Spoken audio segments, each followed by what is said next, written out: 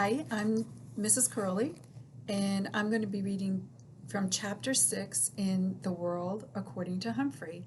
I'm starting on page 46. That woke me up. What a clever way to get Saya to raise her hand, because she always got a 100. AJ raised his hand, Art raised his hand, Saya just stared down at her desktop.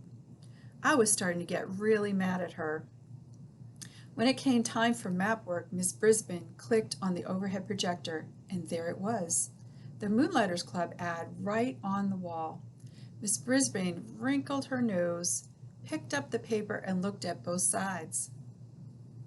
Then she held it up to the light. I think maybe she noticed those little tiny holes my teeth had made when I carried it over there. Miss Brisbane looked over at my cage and wrinkled her nose again. Then she crumpled the paper and threw it into the wastebasket. She's smart, but she's also mean. She's not the only one. While she went on with her map work, Wait for the Bell Garth Tugwell started making some very rude noises. Miss Brisbane didn't even turn around. When someone started giggling, she just said, "Stop giggling, Gail."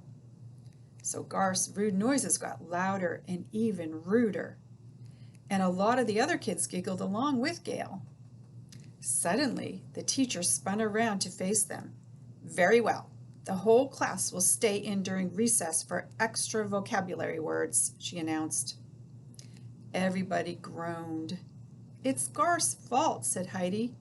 "Raise your hand," Miss Brisbane snapped back. "You will all stay in during recess unless the person making those noises wants to step forward and admit it." Nobody said a word, but everybody glared at Garth, including me. "Okay, I did it," he said. "Raise your hand," Heidi whispered loudly. "Very well, Garth. You and Heidi and Gail will stay in during recess," the teacher said firmly.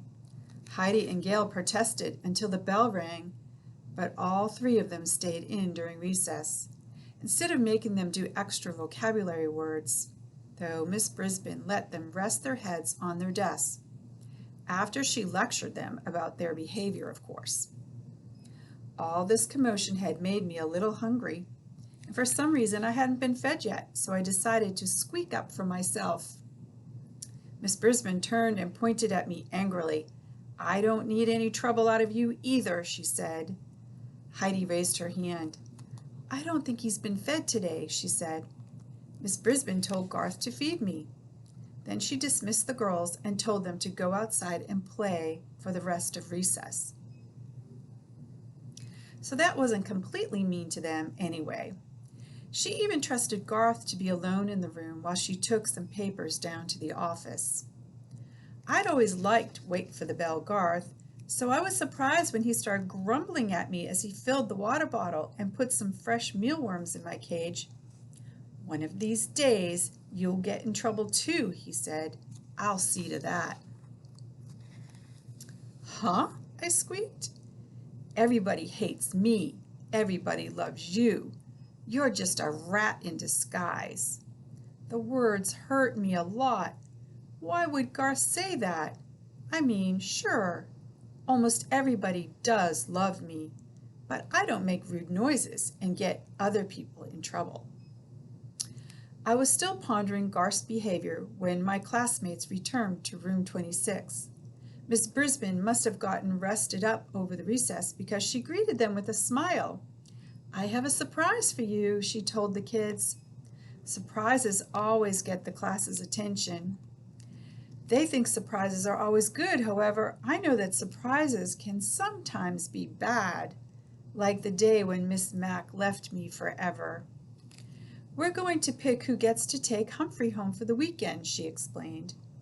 "Now, you all know whether or not your parents gave permission for you to bring him home. So if you'd like Humphrey this weekend, raise your hand now." Hey, hey, hey! You should have seen all the hands that went up. I could hardly believe my eyes. Miranda and Heidi and AJ and every single hand in the class except Garth's. Even Saya Nazir raised her hand. Miss Brisbane noticed. Saya, do you think it would be all right with your parents? She asked. Saya nodded her head. I can't hear you, said Miss Brisbane. Yes, ma'am, said Saya. It was strange to hear her voice in the classroom. Miss Brisbane gave her a note to bring back to her family on Friday. I napped the rest of the afternoon, but whenever I woke up and glanced over at Saya's desk, I saw her doing something I'd never seen before, smiling. Tip 6. You can leave your hamster alone for a day or two. Otherwise, find a suitable caretaker, or if possible, take your hamster with you. In its own cage, a hamster can be very portable. That's from the Guide to Care and Feeding of Hamsters, Dr. Harvey H. Hammer. Okay, I hope you enjoyed this reading. Bye.